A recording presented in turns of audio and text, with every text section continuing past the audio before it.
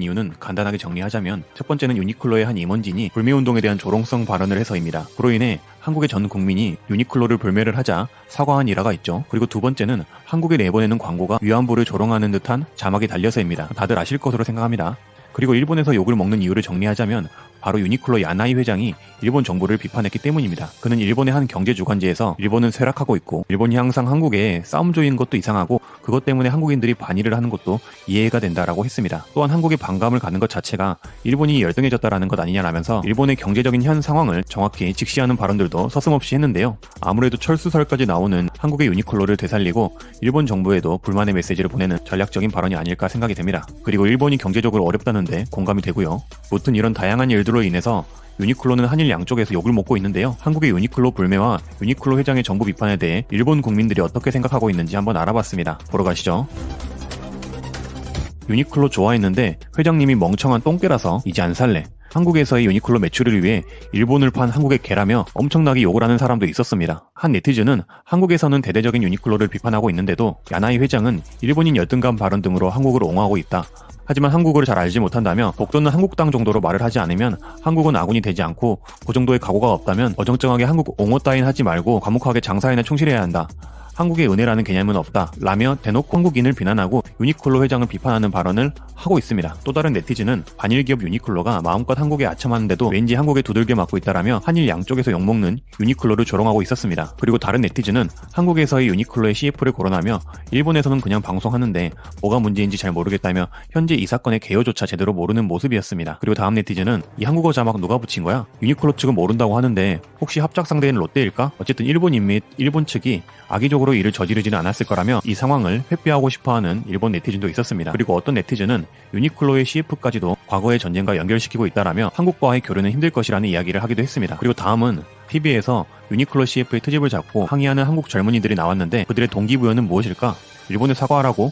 뭘? 무엇을 어떻게 하고 싶나? 일방적으로 하고 싶은 말만 하는 쓸데없는 행동일 뿐이라고 생각하지만 말이야 라며 1인 시위를 하는 우리 한국 젊은이를 비난하는 내용도 있었습니다. 그리고 한국 망하는 게 낫다. 너희들 유니클로 입는 거 아니야 라는 발언을 하는 네티즌도 있었습니다. 전체적으로 유니클로 회장을 비판하면서 한국에서 제기하는 유니클로의 문제에 대해 비난하는 내용들이 많았습니다. 보통 이런 내용들에는 일본 극우 성향을 가진 사람들이 글을 많이 쓴다고 합니다. 그래서 이 내용들이 일본 국민의 전체의 의견을 대변하지는 않을 것이라고 생각을 합니다. 하지만 저 내용들을 쓰는 사람들 중에는 역사에 무지하고 책임을 회피하고 본인들의 상황을 전혀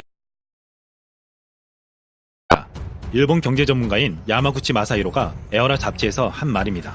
2018년 기준 한국은 일본의 한 해에만 무려 2조 2421억엔 규모의 무역 흑자를 안겨주는 국가인데 일본 재계는 일본 정부의 수출 규제에 대해 아무런 반발을 하지 않는다는 것입니다. 야마구치는 재계와 산업계에서 수출 규제에 대한 반대가 나오지 않는다면서 한국은 고마운 단골이라 반론이 나올 법한데 경제계는 계속 침묵하고 있다. 아베가 무서운가? 라고 썼습니다. 정말 그들은 왜 침묵하고 있는 것일까요? 일본 아베의 자민당이 참여한 선거에서 승리했습니다. 아베가 바라던 개헌선 3분의 2는 넘지 못했지만 과반은 넘었습니다. 참여한 선거 투표율은 48.8%로 제2차 세계대전 이후 치러진 국회의원 선거 가운데 두 번째로 낮았습니다. 아베의 자민당은 무려 60년 동안 집권하고 있습니다. 이것 때문에 일당 독재라고 비판받는 이유기도 합니다. 자민당이 너무나 오랜 세월을 지배해왔기 때문에 일본의 정치는 거의 정당 정치가 아닌 자민당 내의 파벌 정치나 다름없다고 평가되고 있습니다. 이는 실질적 민주주의를 허약하게 만들었고 기득권층의 힘을 견고하게 만들었습니다. 이번에 강제징용 판결을 받은 미쓰비시는 일본 최대의 재벌 그룹입니다. 일본 경제를 주름잡고 있는 미쓰비시와 같은 우익기업들은 아베의 자민당과 결탁되어 있습니다. 미쓰비시 그룹은 일본의 대표적인 전범기업으로 2차 세계대전 당시 일본 정부의 후방 지원을 자처하고 군수물품의 제작 및 공급을 도왔습니다. 이들이 납품했던 군용기 중 전투기 제로센의 경우 일본의 자살폭탄 공격에 이용되기도 했습니다. 카메라로 유명한 니콘 역시 미쓰비시 계열사 중 하나입니다. 일본을 다시 찾자는 구호를 내세우는 아베의 대일본주의에 우익 기업들이 그 뜻을 함께하고 있습니다. 그러기에 이번 한국 수출 제재도 그들은 한 목소리를 내며 움직이고 있습니다. 한국의 수출길이 막힐 수 있다고 우려하는 기업들도 이들 기득권의 힘에 저항하기가 쉽지 않습니다.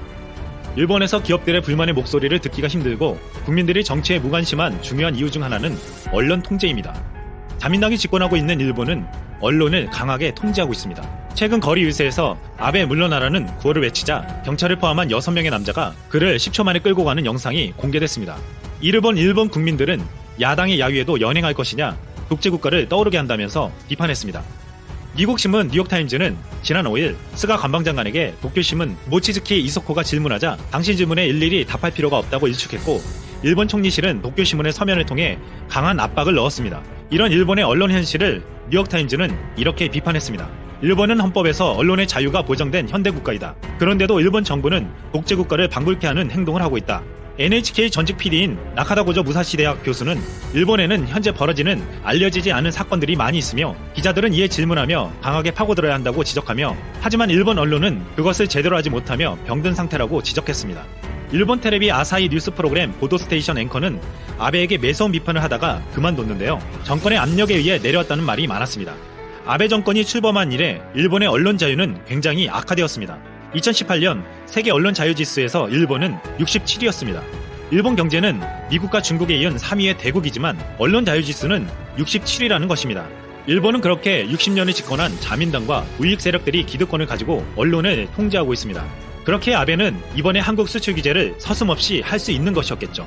미국 블룸버그 통신은 아베에 대해 비판하면서 한국을 상대로 한 승산 없는 무역 전쟁이란 사설을 게재했습니다. 전날 참여연 선거의 승리로 아베 총리는 많은 일을 할 정치적 힘을 갖게 됐다면서 가장 먼저 할 일은 한국을 상대로 시작한 어리석은 무역 전쟁에서 습니다.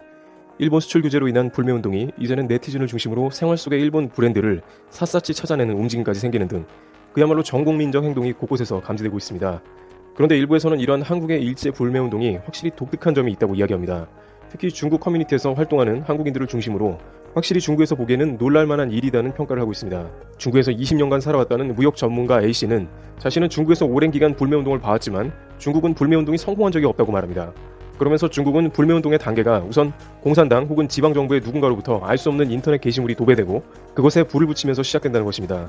중국 인민들은 당에서 주도한 것을 국가의 허가로 받아들이기 때문에 불매운동은 순식간에 과격해지고 매장을 부수는 행위를 해도 실제 누가 제지하지도 않는다는 것입니다. 그러나 이와 같은 중국의 불매운동은 거의 효과가 없다시피 하다는데요. 작년 미중 무역 전쟁 기간에 미국 제품에 대한 불매운동이 또 나왔는데 역시 아이폰을 부수거나 나이키 옷을 입은 사람에게 거친 행동을 하는 등 출처 불명의 게시물이 돌았습니다만 일주일도 안 되어 불매운동 열기는 사라졌습니다.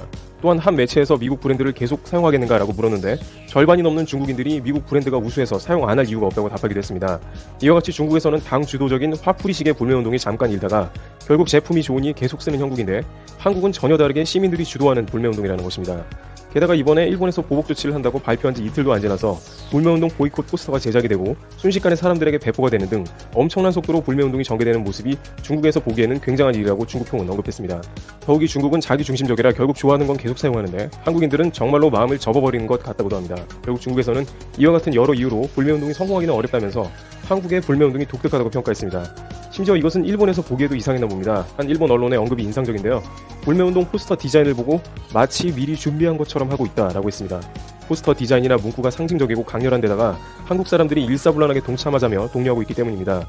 한편 일각에서는 이번 불매운동이 갑자기 시작된 것 같지만 사실 한국 사람들은 다양한 국내 불매운동으로 이미 훈련이 되어 있었다는 의견도 제시합니다. 과거 국내에서 유제품이나 인스턴트 일부 브랜드들이 시민들의 자발적 불매운동으로 해당 제품군 점유율이 급락한 것입니다. 또한 SNS나 커뮤니티 등에서 그 추이를 정기적으로 공유하면서 예전에 다소 냄비근성이던 불매와는 다르게 집요해졌다는 것입니다. 예를 들어 네티즌들은 간단한 짤과 같은 압축 요약된 이미지를 돌려보면서 잊을만 하면 무슨 브랜드 근황이라며 서로 리마인드를 시키고 있습니다. 이런 한국 특유의 불매운동 방식이 성공을 거두고 있다면서 아마도 일본에서 이러한 한국의 자발적 시민운동은 예상 밖이었을 것이라는 의견을 제시했습니다. 일본 내부에서도 크게 반응하지 않던 한국이 불이 붙어버렸다며 극단적인 조치를 내놓은 것은 잘못이라는 의견도 이어지고 있습니다. 트리블 TV 여기서 마치겠습니다.